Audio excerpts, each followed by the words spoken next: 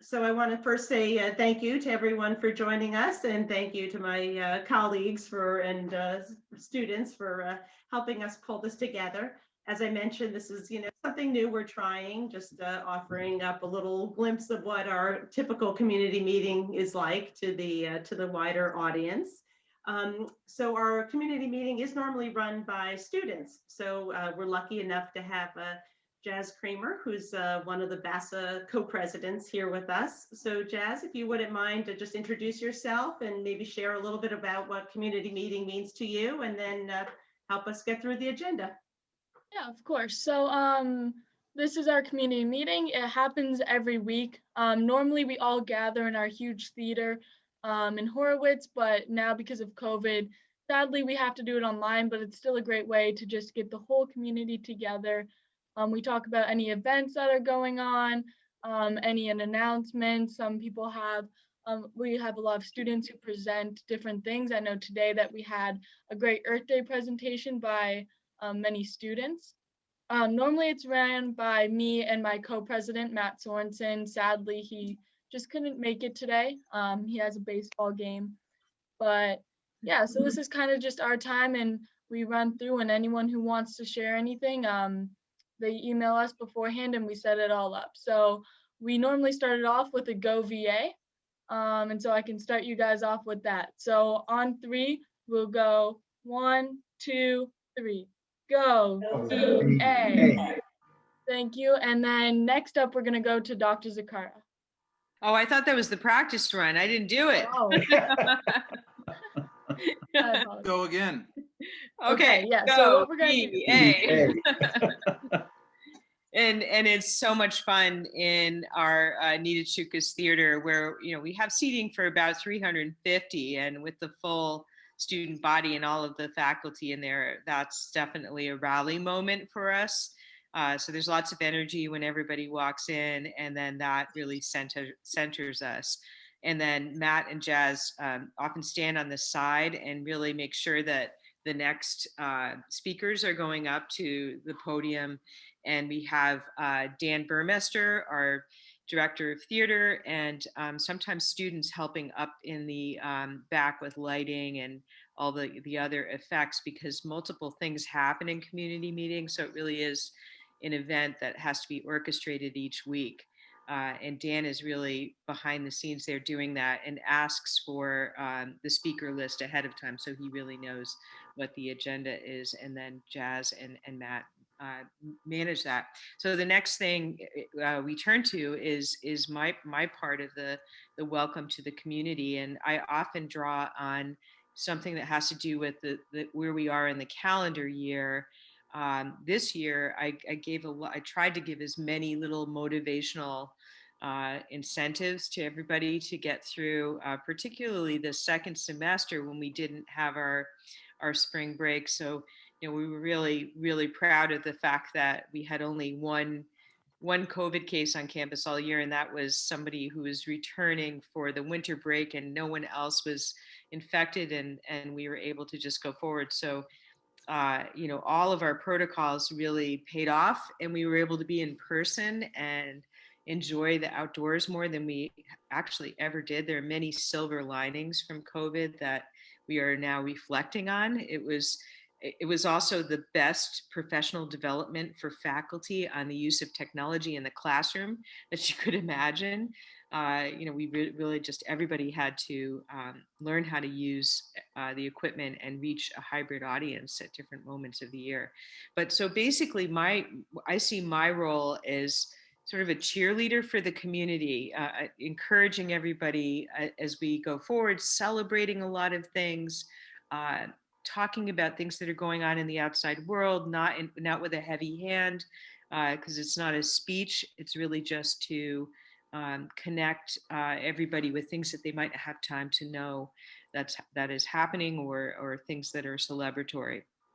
I try to keep everything upbeat. I often read a poem because I'm an English teacher at heart, so that's really something that I enjoy doing as well. But primarily, I'm really showcasing the community and community life, and congratulating everyone, and recognizing everything from the arts to athletics to classroom activities. If I visited a class, I might mention it, and so on. So that's where I'm at with my role. But there is a long history of community meeting and its importance at the school that I also just want to mention to you. And a long time ago, the meetings would not be, the theater didn't exist at all. So the meetings were in what we now call the Great Room. And that was the morning assembly room. It was also the theater at different points. And all the students would gather there early in the morning, actually. And they would listen to the head of school and announcements and directions for the day every single day. And so things have changed a little bit. We have meetings once a week, and they're more ranging from 11 o'clock in the morning, some trimesters, to around 2 in the afternoon, or a little after. So the tradition has changed, but the importance of gathering as a whole community is really important to our school, and it always has been.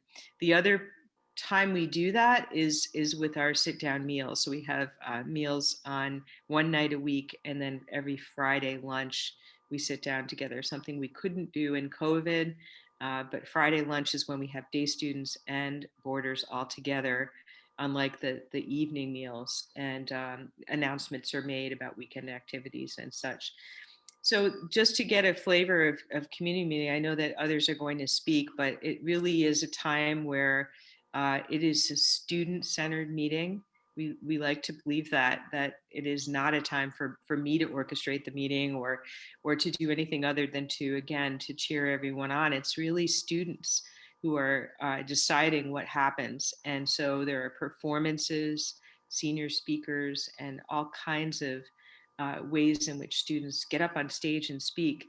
And just to give you a sense of the power of that public speaking moment and the importance of giving students confidence in doing so, we had I don't know if all of you are aware, but we have a school, a satellite school in Spain, in Madrid. And before that school opened up this September, a few students came to visit for a week with their teacher. And one of them was terrified of public speaking.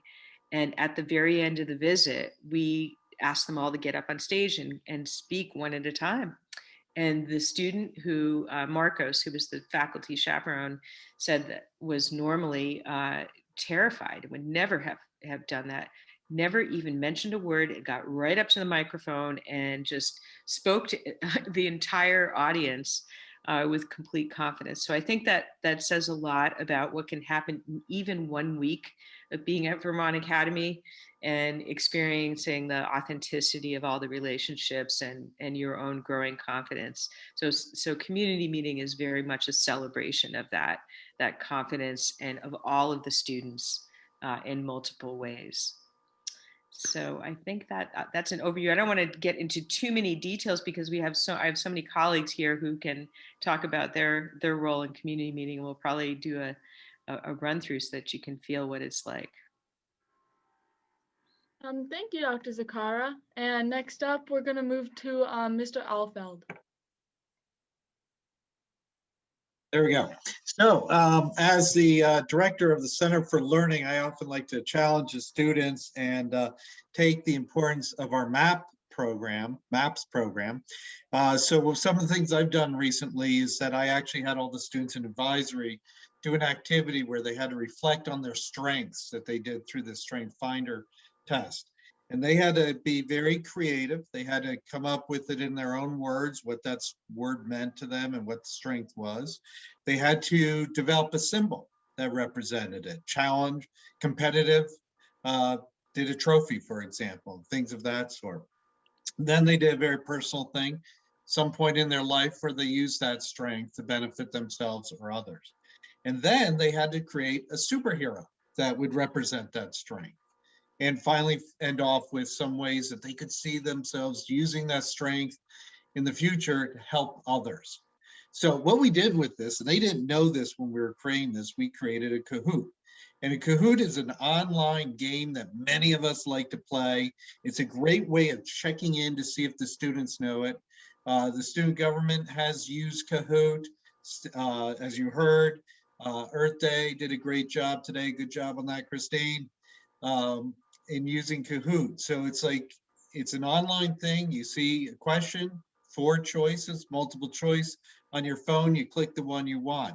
And I used the stuff the kids came up with. And just to highlight some of them, first off, it was great to just say, of the 34 strengths that are represented in the Strength Finders program that we use, our students represent how many of those? And the answer was all 34. There were other choices, but 34 was the last one, and they got it.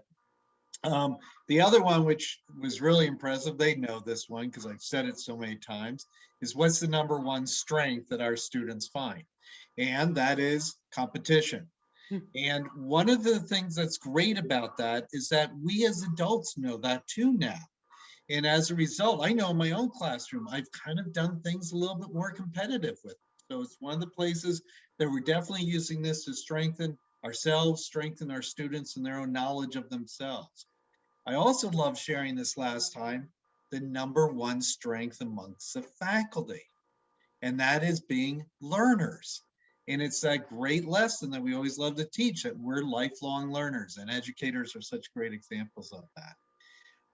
I love the student who came up with an example of superhero, and their superhero was a bookworm. It was this person with a cape and all these books around them, and their super strength was that they could just absorb that information. And that information and that strength was input. And the number of our students had that. There was another one of our really creative, and this was the cool thing. A lot of our students got very creative, and one of our students got very creative. They created capes for everyone's strength. They didn't draw the person I don't even think they drew a person. They just drew the cape, and every cape represented one of their strengths. And I'm walking away thinking next year, maybe we'll create capes for every single one of the strengths here at the school. But I got to tell you that one of the great moments was one of our more quiet students, one of our juniors, succeeding at the school, but working hard at it. He came up with the idea for restorative as one of the strengths, tape. And we did duct tape as one of the questions. And what did that represent? And his advisor told me that he perked up at that point in it. So we like to do that. We also like to announce things, like, announcing that, we're moving forward on creating our outdoor program and making that stronger, taking what's already in place and adding people to different positions. And soon I'll be announcing, probably at the beginning of next year, announcing that we have a director of an outdoor learning program. And we also have a director for sustainability and place-based learning, which are going to help us grow and get even more outdoors and celebrate our home, Vermont. Which those of you who are more alumni, we'd love to hear. Jennifer's been doing a great job of collecting information from you guys and how historically that is such an important tie for us here at the school. But of course, I love using the community time. It's even though I'm new to the school this year, so I have not lived the true community time of us all being together, and I look so forward to that next fall. I do feel it as one of the highlights of the week for me. And it's just so healthy to have a community like what we have, where we all come together, enjoy time with each other, and celebrate all the successes and all the great things that people are doing. So I really love it. Thank you. Thank you, Mr. Alfeld, and we definitely agree. We love all the games and Kahoots that you always bring to community meeting.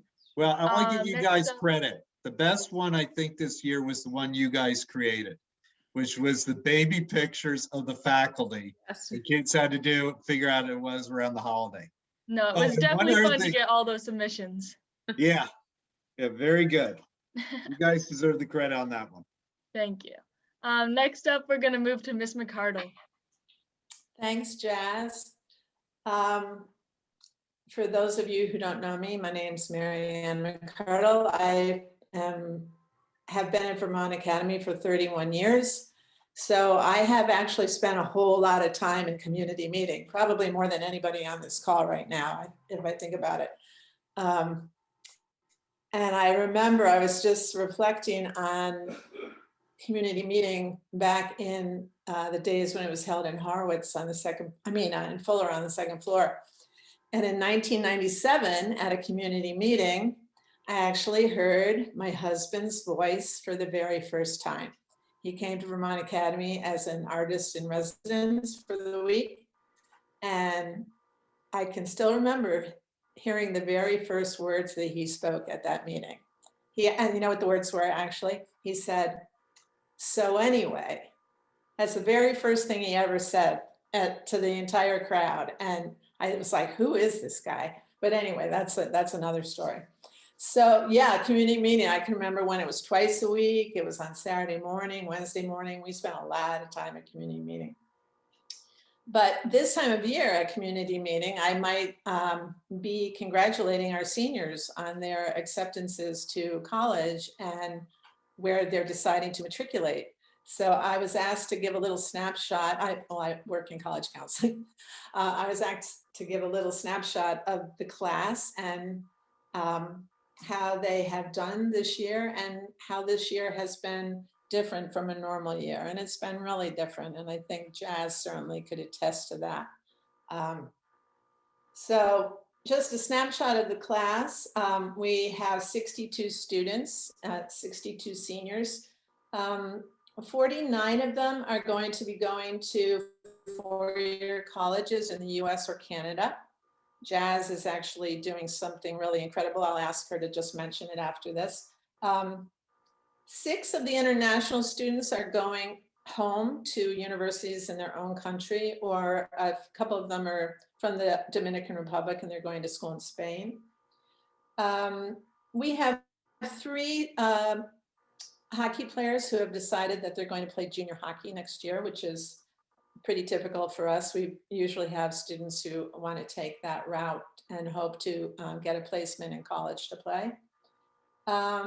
We have 2 students who are going on to a PG year. One is going to stay at Vermont Academy and one is actually going to Tilton. We have a student this year who's going to West Point, the Military Academy for West Point, to do a PG year. So that's really exciting. He'll hope to eventually matriculate to West Point. And then we have one student who's decided she doesn't want to go to college this year and she did not pursue it.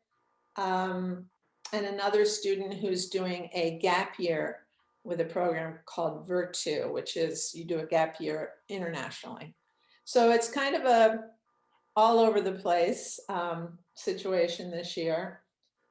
But we've had some really great acceptances for our students. We have a student accepted to Bates this year, which is always very exciting. Bryn Mawr, another great school, Boston College, couple of students going to Boston University. Let's see, Providence College, St. Michael's, Rensselaer, Polytechnic. We really have a full slate of schools that these students have chosen out of many acceptances. I mean, I'd say that the typical amount of applications per student is around 8 to 10. So they often have quite a few selections to choose from. And we try to look for the best fit for everyone. Where will they succeed? Where will they be comfortable? Where will they feel supported and able to just be comfortable and succeed? So yeah, this was our COVID year. I think this year was unbelievably hard for our seniors. It was actually like heartbreaking to me sometimes to think about what they were missing and how their process was so different from a normal year. I think it was harder for this class certainly than last year's class.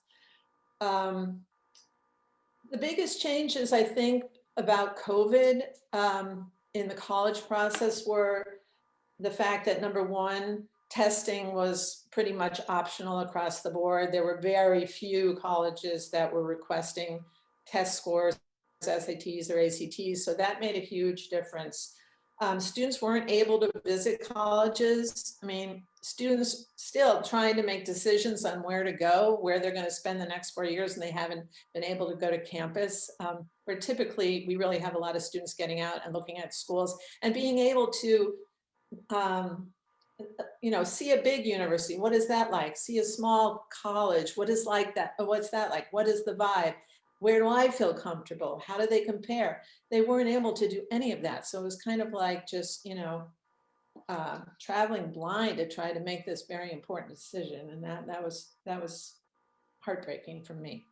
One other factor that was huge was the athletics situation with student athletes and trying to be recruited onto teams for college and even to be seen by coaches. That wasn't really happening.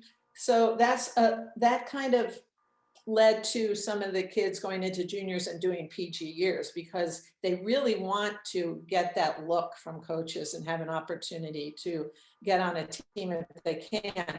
Colleges were redshirting their players, so they weren't even bringing in new athletes from this class. So it was a kind of rotten, right, Jess? It really was. But anyway, despite all of that, I think we've had a fantastic outcome for this class.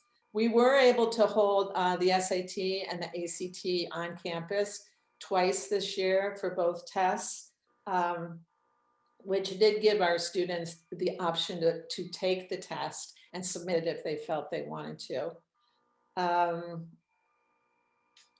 Let's see, we did have fewer early decision applications this year because I think students just didn't want to have to make that decision so early when they weren't able to look at any schools. So that was a change for us. So that's pretty much it. I think we've found out from everyone in the class, there's still 2 or 3 who are undecided as to where they're going and they're waiting on financial aid packages, but all in all, that's about the size of it for the class of 2021. Jazz, can you say a little bit about where you're going to be going? Because I think it's really cool. Yeah, so for the next couple of years, I'll be attending the Royal Military College of Canada. I'll be getting my doctorate in space science. While I'm in school, I will be working as an aerospace engineer. And then guaranteed a contract for my 5 years out of college with the Canadian Space Agency. I'll be playing Division I soccer and Division II hockey as well. So I'm really, really excited for my opportunity, and thank you so much to the college counselors. I know I was bugging her a lot this summer to get all my stuff in, but everything kind of paid off. And congratulations, that's really magnificent, Jazz. Thank you. I'm so proud of you. I'm sorry, I have another board call I have to get off to for 5:30. So thanks everybody and great to see you all. Thank you, Ms. McCardle. So yeah, from there, we're gonna move on to Ms. Arminger with some Earth Day and sustainability announcements. Thanks, Jazz. So a little context for me, and hopefully I can share my screen. I really need community meeting for a lot of the work that I do, especially around Earth Day. So I work with AP Environmental Science students, science faculty, but also have been leading the environmental and sustainability programs, and been organizing Earth Day at VA for, I think this is my 13th VA Earth Day. And so what's so important about community meeting for organizing Earth Day is that this is a day that brings together faculty, students, staff, the folks in the dining hall, maintenance, the housekeeping, and everybody ends up breaking out of their normal patterns and their normal kinds of interactions in order to create this day together. It involves up to 20 morning green up service activities and almost as many afternoon activities. Many of them are student-led, a lot of them are faculty-led, or they're co-led between faculty and students. So the community meetings surrounding Earth Day generally start as soon as we get back from March break and continue through Earth Day and then afterwards as well. So it's really kind of Earth Month. And some of these pictures are, so these are some fun prayer flags that we made in the afternoon. And we actually got to celebrate, we almost celebrated Earth Day on the National Day of Celebration this year, but the Friday afterwards ended up being just a tad more beautiful and warm. So we celebrated on the next day. But some of the things that we did, we rebuilt some of the raised beds behind Sturtevant. And we did a lot of campus green up activities around the gardens. On campus, and then also we did some volunteer work at the Saxons River Elementary School and the Saxons River Montessori School. And Marianne also brought a group down to Main Street Arts to do some cleanup work around there. We did our annual wood splitting. We usually do this up towards the Sugar House. And then I'm going to bounce around a little bit here, but in the afternoon, we have all sorts of fun sustainability themed competitions. So our Iron Chef competition has become one of the most popular. And this year, our featured ingredients were, of course, our own maple syrup, and then the ramps that come up in the sugar bush. So we harvested some of those. We actually sent Miss Fuller's advisory out that morning to harvest some fresh ramps. And those were the secret ingredients. Our new food service director, Jason Tostrup, was absolutely phenomenal in helping us to organize the Iron Chef this year. And we also do some different competitions. In addition to the Iron Chef, we did a recycled sculpture competition. And so I was using community meeting to report on the winners earlier this week. And you can see Dr. Zakari here eyeing up some of the sidewalk chalk art projects. This was also supposed to be a competition, but our artists ended up just turning it into a big collaborative kind of sidewalk chalk mural. So it ended up being really beautiful, and we just sort of split the winnings among everyone.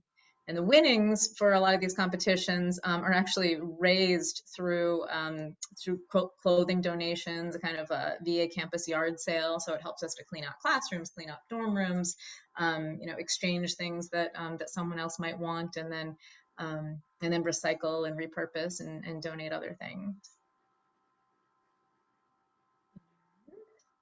We also have a long-standing partnership with Vermont Energy Education Program, and I usually try to make sure that I've got their models and their science toys and experimental equipment around the time of Earth Day, so that we can get students' hands, not just the ones in my classes, but other students' hands onto these models. And so here we've got a wind power competition, and our winner for this year, perfectly posed by the Forsythia. We get Mr. Chanis and the robotics team to showcase some of the work that his robotics team has been doing. So it's another part of the fun of Earth Day. I mean, generally we're very sustainability focused, but it's also just an opportunity to showcase all of the really cool things that students and faculty have been doing that we may not really see, because we tend to live in our bubbles throughout the year.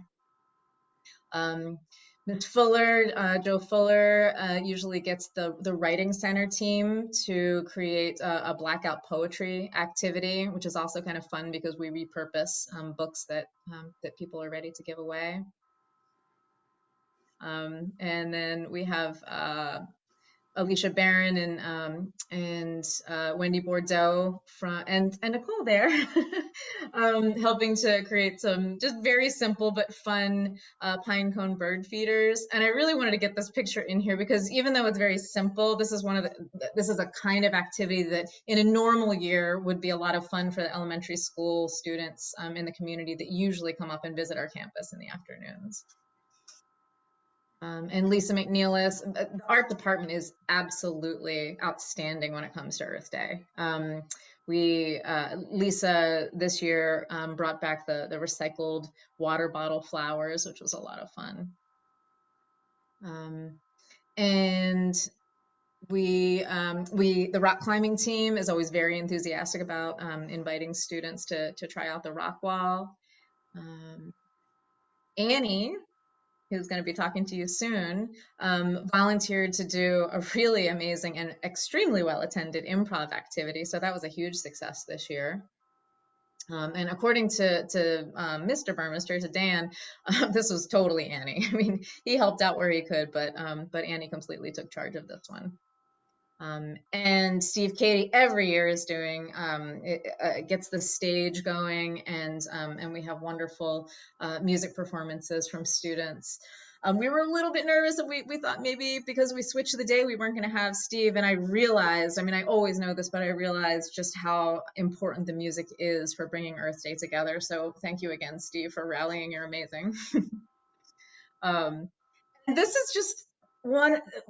A couple of my advisees are in this picture, but the pickup soccer games are also just an incredible part of Earth Day. And we don't see too many faculty in this picture, but it's a lot of faculty and students, many of them in bare feet, just spending the whole afternoon just kicking the ball around. And that is a huge part of Earth Day. I mean, it's service, it's sustainability, it's art, it's science, but a lot of it is just fun and faculty and students playing together.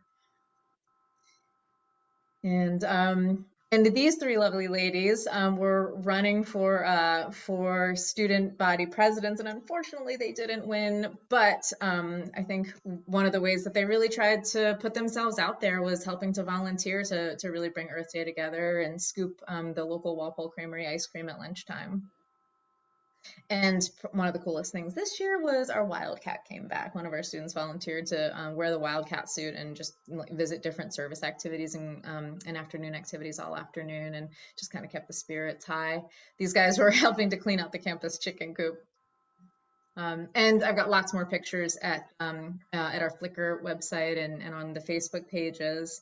And so there you have it. That's the kind of thing that I would normally do at community meeting. And students love to see pictures of themselves and their friends and all of the cool work that they do together. So if you have any questions, just let me know. Hey, Christine, could you talk about the guest speaker you had that morning? Oh, absolutely. Especially being an alumni.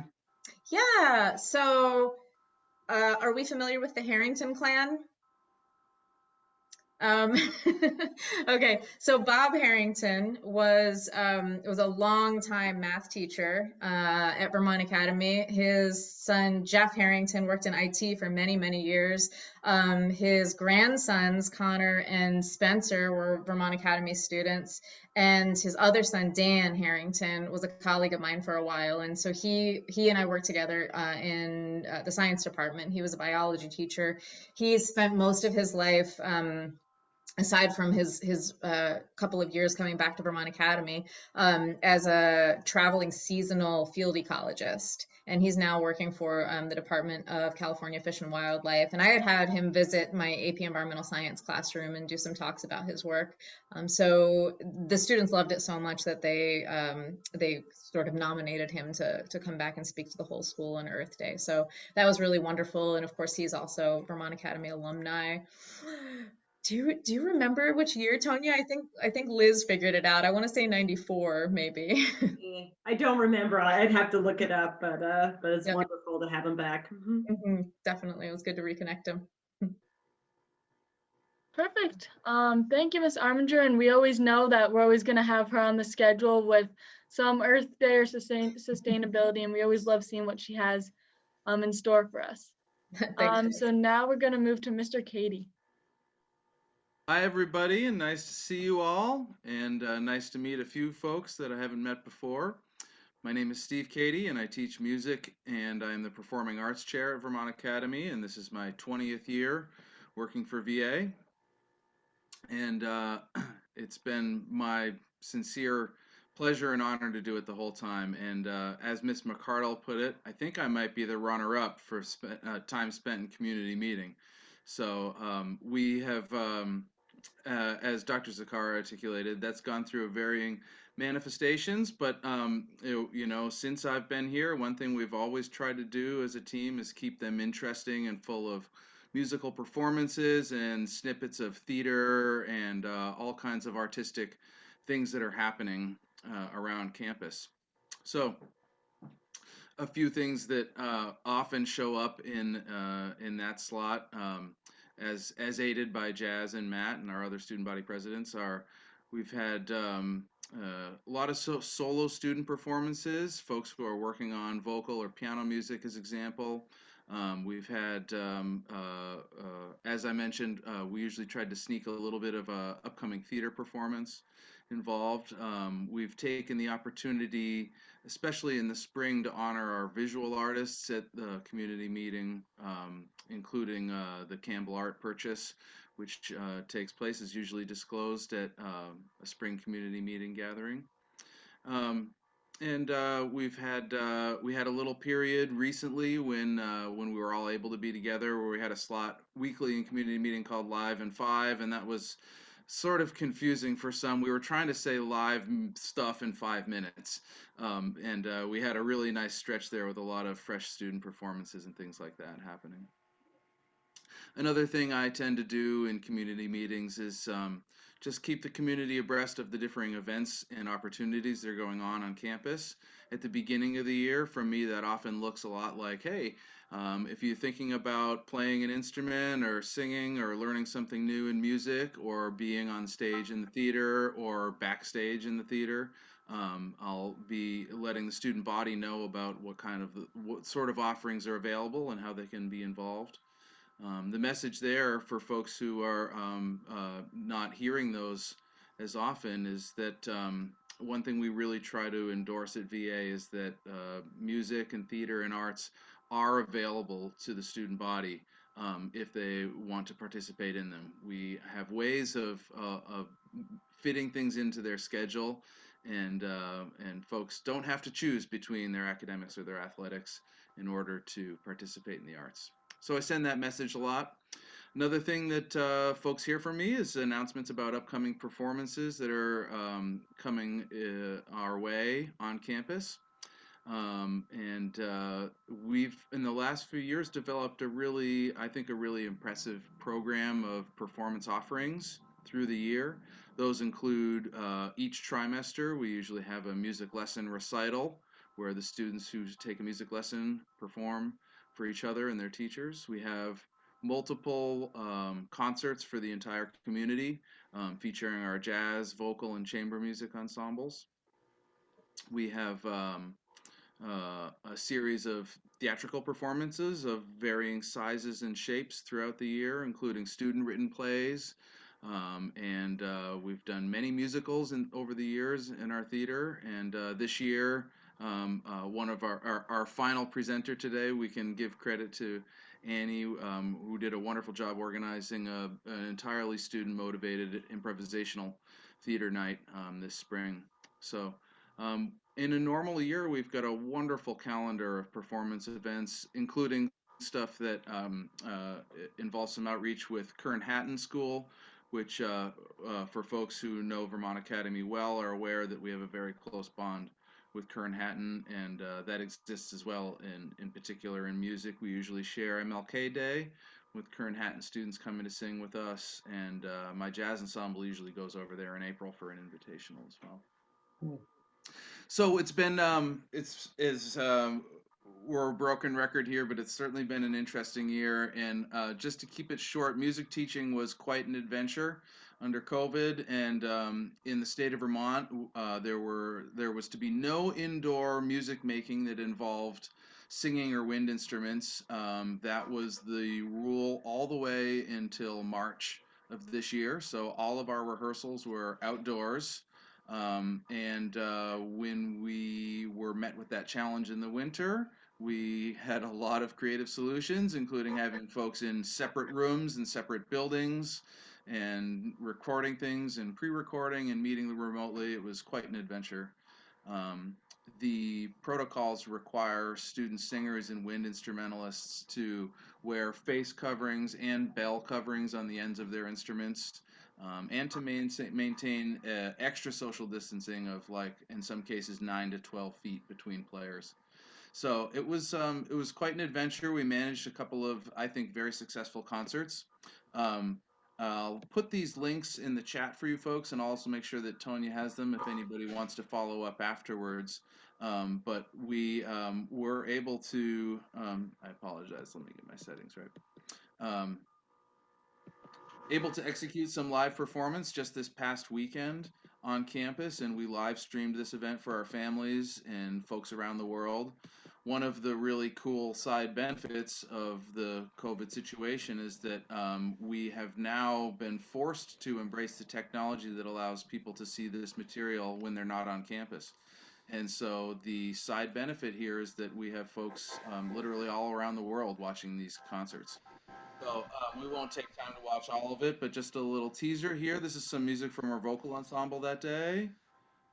Hopefully. A little bit of love goes a long, long way. A little love, a little love, a little bit of love, and I'm on my way. A little love, a little love. So you got a nice look at the crowd there, or rather at the stage. And we had a beautiful afternoon. This was just a couple days ago on Saturday, and the jazz and chamber ensembles performed as well. I'll pop over here. This is just a quick look at our spring theater performance that just took place in Horowitz Hall in Nitachukas Theater. And you're looking at 5 seniors and 1 junior who worked very hard all winter and spring to produce this under the watchful tutelage of Dan Burmester. And we were able to execute indoor theater to an audience of folks who were already sort of in our bubble on campus. And that event was also live streamed as well. Like I said, I'll put some links in the chat. If anybody wants to view those, you can watch them in entirety. And they're also going to be searchable sometime soon on the web, like everything else. So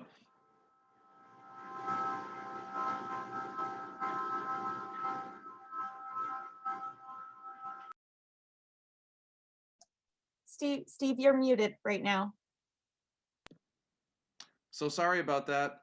Just saying thanks and really appreciate the trustees and Tonya, folks who are keeping things moving forward behind the scenes as well. Thanks a lot. Thank you, Mr. Katie. And I know me and my friends definitely showed up to the play and the different music nights, and we definitely loved it. So next up, we're going to go to Annie Moore. Hi, I'm Annie. I'm a senior at VA right now, and just like Jazz, I'm a student. So I'm just going to talk about some stuff in the English department and then also in the theater department, just because I participate in both a lot. So our community meeting will talk about different things like the Writing Center. The Writing Center, I'm a tutor, so we are a group of students that we have this little like area in our library kind of place where we will help students with essays, projects in class, and we just basically do community service by helping students with their writing. Another fun writing thing is the NaNoWriMo writing. I guess it's a competition, but you are challenged for, I believe it's the month of February, or maybe it's January, but you are challenged for a month to write your own either play, little book, a short novel, or some poetry. You're just meant to challenge yourself by writing a certain amount of pages. I've never actually completed something, but I've always participated in it. And it's a really fun way to just meet with other writers and just like come up with ideas that isn't like like an essay for a class. It's all creative.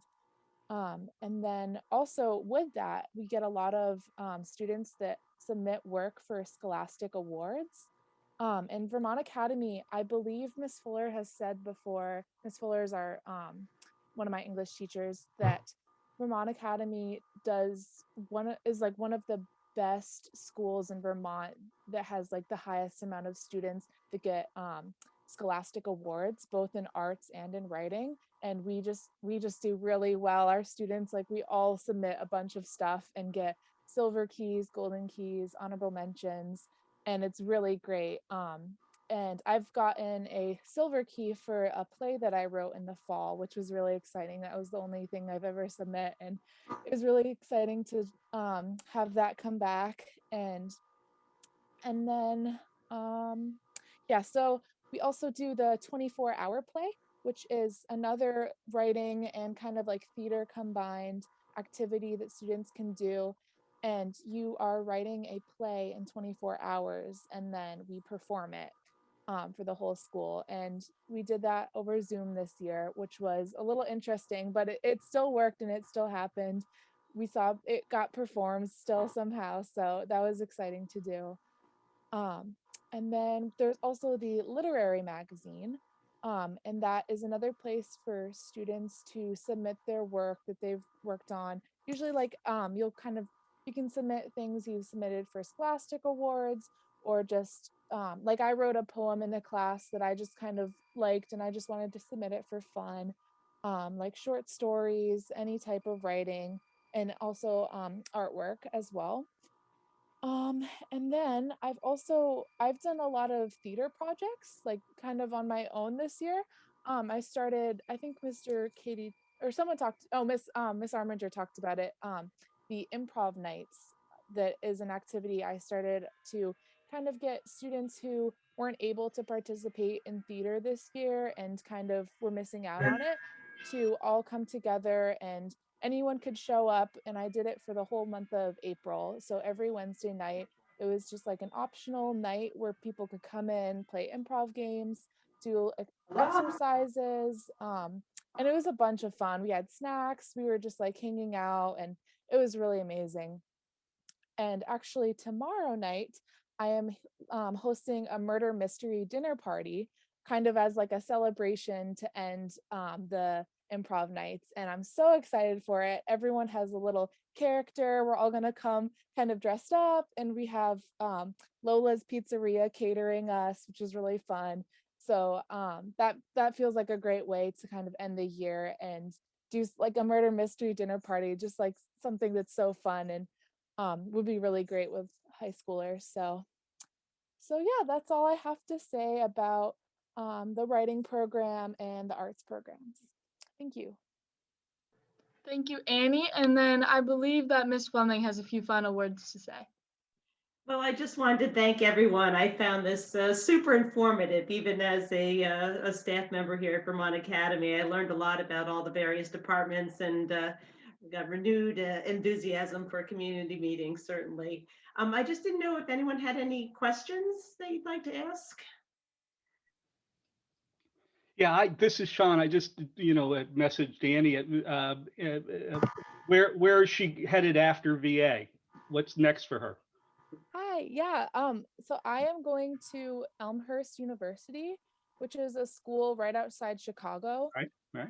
And it's a school that I go to the United Church of Christ, and it is a school that's associated with that. And so that's kind of, it's a small school. I didn't really know much about it before then, and they were just really great with like the whole, like, as Miss Mcardle said, doing the college search online was really hard this year, and they had a lot of videos. And so I was able to just like get in touch with them really well. And I'm majoring in psychology, but I do want to participate in probably a cappella choir and also definitely theater in college as well. Great. And I know there's a lot of theater opportunities in Chicago, so that's that's a good place to be. Tanya? Yes, Bill?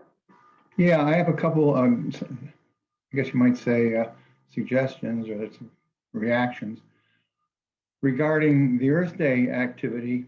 The school might want to look into doing the research and developing butterfly hummingbird reserve, or one or more on idle lands in the campus. And you could be working closely with the National Wildlife Federation, and they can certify these wildlife habitats. So that's one thing. I think that'd be wonderful, Bill. Thank you. Yeah, have the students do the research and lay out the plans and that kind of thing. And the other reaction or suggestion, I guess you might say, and this might be a stretch, and this is for the arts, performing arts, is to partner with other schools, Deerfield, Mount Herman, whatever, and do a flash mob kind of thing at various malls in the area. Or you could go over to Boston and one day do 4 or 5 malls, but it would involve people who play instruments, and it also could involve vocalists. So it could be a stretch, but it's just the flash mob ideas always appeal to me, for the kinds of things that you see on it. Yeah, I like Nicole's suggestion too. Some dancers too. That I left them off the list. We have a wonderful dance team that works in the winter. Annie's a member of that team, and we've had some great success with that. I like it, Bill. You know, I think one thing VA's doing a little better these days is putting themselves out there to the public eye, and you know, a move like that, people wearing black and orange, that stuff can go a long way. Thanks Good. for the suggestion. Just not sure how many malls there are in Vermont, but it's still a great idea. I could Or go at down to all. Amherst, Springfield, Yeah, yeah. you know, Bellows Falls and. that Oh kind of- yeah, the Bellows Falls Mall. Well, thank you, everyone. I really appreciate your time tuning in tonight. And again, thank everyone for their support for One Day for VA as well. So have a wonderful evening.